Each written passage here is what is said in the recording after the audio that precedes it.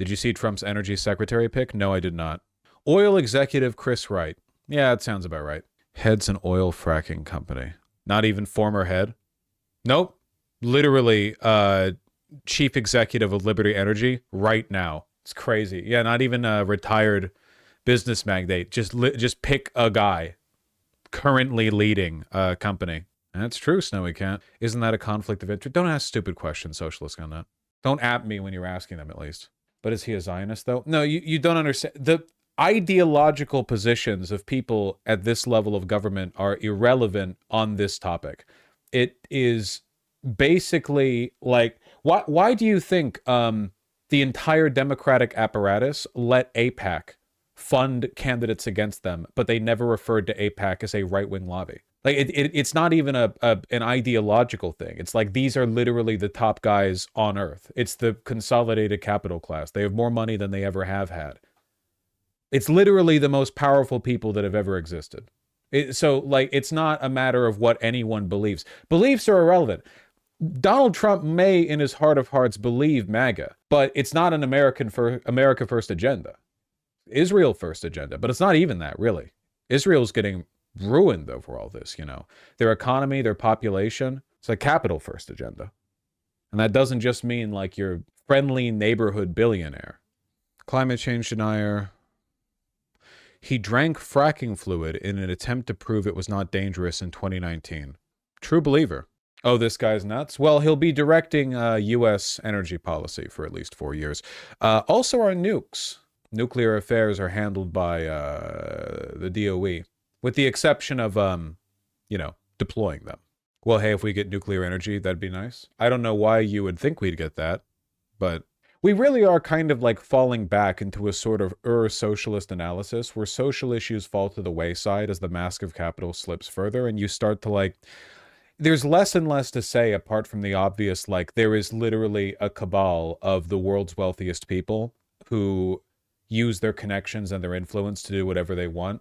And the perceived irrationality of the people in power is more and more just coming down to that.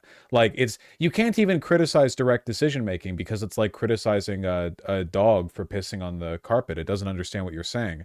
You can say, well, why would Chuck Schumer want to bury the insane anti-free speech bill in the defense spending? And it's because he, like everyone else in Congress, is getting visits from lobbyists on the near daily telling him, like, your entire country, everything in the entire world is owned and propped up by us. I'm overstating the case a little bit. I don't think it's that direct, you know. But they all know where it comes from. I don't know if you're overstating it, TBH lol. Well, it's like with bribery. You know, people say lobbyists bribe politicians, but that doesn't really happen. No one gets bribes, or at least it doesn't happen very often. Like literally just handing someone a briefcase full of cash in exchange for a service or whatever. Doesn't really happen. What usually happens instead is like a corporate lobbyist will say, our company has interest in developing a new manufacturing plant in your district. However, we need to be sure that your policies will reflect the interests of our company. So, make sure to vote yes on this bill that would give us like the ability to dump sewage water directly into the river. It's not bribery. It's just lobbying. It's just quid pro quo. And then they build the plant and people get some jobs. They're paid for it just because it's legal doesn't make it less of a bribe. Well, no, they're not paid for it. It's the point I'm making. It's not really done through direct exchange and more through like a tit for tat. It's not even necessarily corruption. You can imagine pretty easily a situation where you become a politician and you realize, wow, wealthy people have a lot of power. And if you want to do anything good for your constituency, you have to appease those wealthy people, because if you can't do that, that would be like, imagine in a feudal society where you think in your mind, you're thinking like, wow, the noblemen have way too much power and I don't like working with them. But then you realize when you become like a local magistrate, you kind of need to make them happy, or they'll literally just let your entire village starve.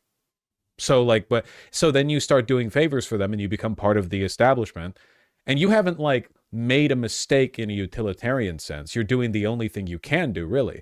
The overthrowing of the system of feudalism was the only thing that could meaningfully alter that relationship. Don't forget about the revolving door. Being in politics when working on the board of a company, then back in politics. Oh yeah, all the time.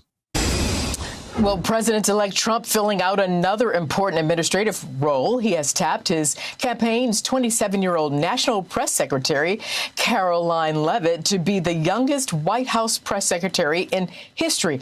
And we just got some breaking news on another cabinet pick. So let's go straight to Bill Malugin. He's live in West Palm Beach, Florida, with the name. Who can you tell us? Who is it, Bill? Arthel, good afternoon to you. Just moments ago, we got the announcement out of Mar-a-Lago that Donald Trump is selecting Chris Wright to be his energy secretary. That is an important position that holds responsibility over the nation's thousands of nuclear weapons, amongst other responsibilities. So there you have it. Chris Wright will be the energy secretary nomination. We're also still waiting for a treasury secretary nomination. And there's a couple of names floating around. Let's take a look at them right now. Number one is Capital Management CEO Scott Bessent. Number two. This is barely even about Chris Wright. They're just talk about him. Is listen.